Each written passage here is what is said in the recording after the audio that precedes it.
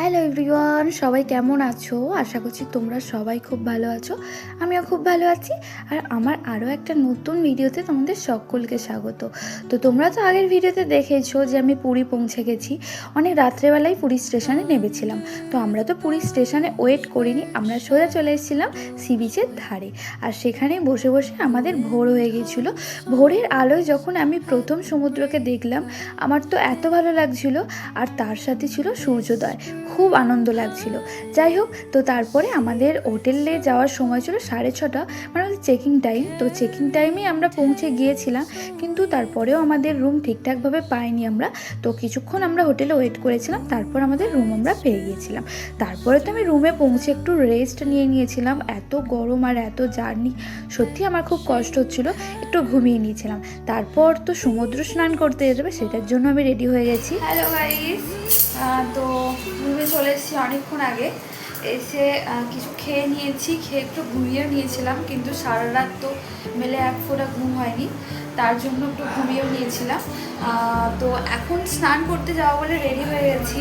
আর স্নান করতে গেলে তো ফোন নিয়ে যেতে পারবো না, জানি না কি হবে এখন, বিষয়টা বুঝতে পারছি না। তো চলো দেখা যাক কী হয়, তারপর নেক্সট কী করছি তোমাদের সাথে সবটা শেয়ার করছি। আর এটা হচ্ছে আমাদের রুম, আর এই হচ্ছে আমরা দুজন। হাই, প্রচুর গরম এখানে, তো জানি না কিরকমভাবে কাটাতে পারবো। তো সকাল থেকে বিশাল গরম, এই বাইরে বেরোচ্ছি, দেখা যাক কিরকম বাকিটা।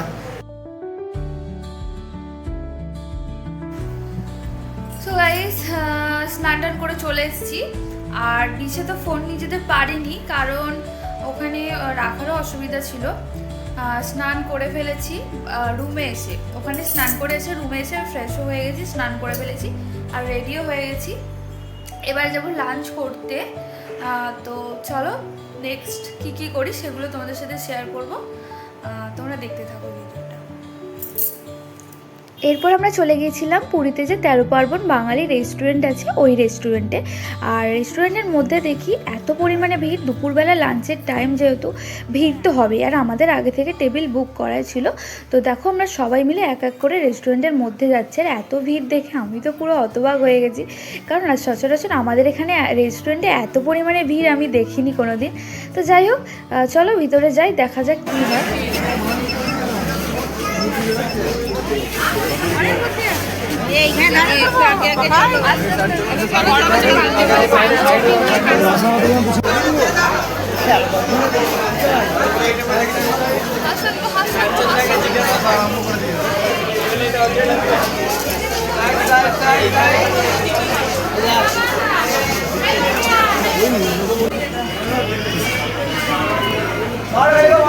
সবাই ঢুলছে।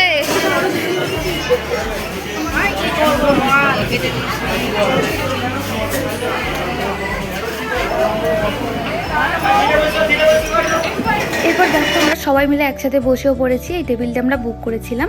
আর যেহেতু আমাদের সেদিনকে বিকালবেলা পুজো দেওয়ার প্ল্যান ছিল, সেহেতু আমরা সেদিনকে ভেজ খেয়েছিলাম। আর এই রেস্টুরেন্টের খাবারগুলো না সত্যি খুবই ভালো ছিল। এখানে ছিল ভাত, ডাল, আলু পোস্ত, একটা পটল আলুর সবজি আর চাটনি, পাঁপড়। তো এটাই ছিল সেদিনকে আমাদের লাঞ্চের মেনু।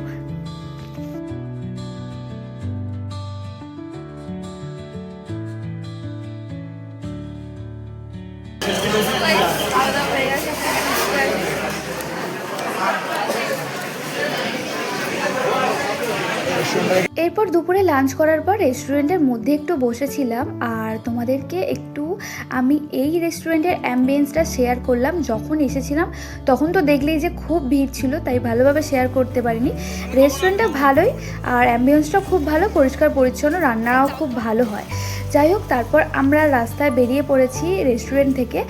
আর দুপুরবেলা মারাত্মক রোদ ছিল। আর এই ছাতাটা নিয়ে আমরা কাড়াকাড়ি করছি, ও আমাকে ছাতা দেবে না আর আমি ওকে ছাড়বো না। আর এই ছাতাটা দিয়ে আমার মাথায় এত পরিমাণে ও গোঁচা দিচ্ছিল, তার জন্য ওকে বললাম তুমি ছাতাটা আমাকে দিয়ে দাও, কিন্তু আমাকে দিতেই চাইছিল না। তারপরে দুজনে গল্প করতে করতে যাচ্ছিলাম।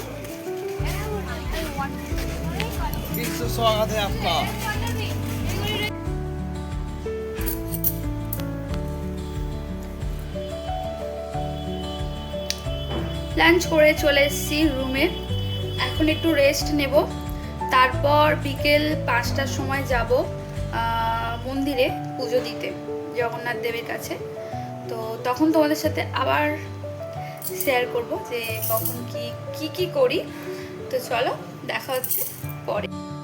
এরপর আমরা দুপুরবেলা একটু লাঞ্চ করে রেস্ট নিয়েছিলাম, রেস্ট নিয়ে রেডি হয়ে গেছি। আর রেডি হয়ে আমরা এখন চলে এসেছি জগন্নাথ মন্দিরে। আর জগন্নাথ মন্দির থেকে যেহেতু আমাদের হোটেলটা অনেকটাই দূরে ছিল, তাই আমরা একটা গাড়ি বুক করে নিয়েছিলাম, সেই গাড়ি করেই আমরা এখন মন্দিরে চলে এসেছি। আর সত্যি কথা বলতে কি, আমি না অনেক ভিডিওতে বা অনেকের মুখেই শুনেছি যে এই মন্দিরের একটা গোপন রহস্য আছে, যে যেদিকে হাওয়া দেয় তার উল্টো দিকে এই যে মন্দিরের চূড়ায় পতাকাগুলো তোমরা দেখতে পাচ্ছ, সেই দিকে মানে হাওয়ার উল্টো দিকে আর কি ওড়ে। তো সেটাই আর কি দেখার ছিল আমার। তো চলো একটু মন্দিরের ভিতর দিকে যাই, আর আমিও দেখবো আর তোমাদেরকেও দেখাবো, তোমরা ভিডিওটা দেখতে থাকো।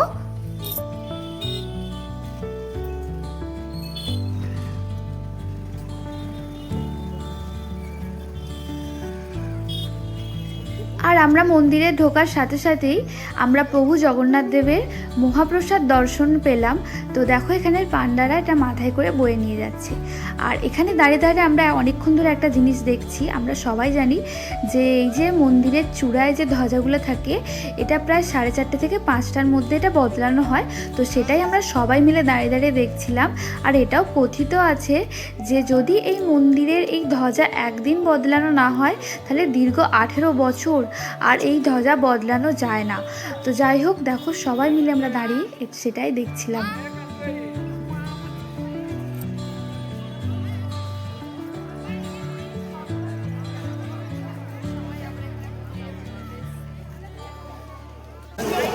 না না না না না, আমি শুধু শুনেছি হ্যাঁ না বলে ছেড়ে দিই। কখন হবে জানি না। স্যার আরেকটা কথা বলার ছিল আপনার, স্যারকে বলতাম, আমি স্যারকে বলে আমি হ্যাঁ না বলে আমি ছেড়ে দিলাম। এই কারণে সেদিন আমি বাবা মাকে নিয়ে খুব ব্যস্ত ছিলাম, মন্দিরের মধ্যে ছিলাম।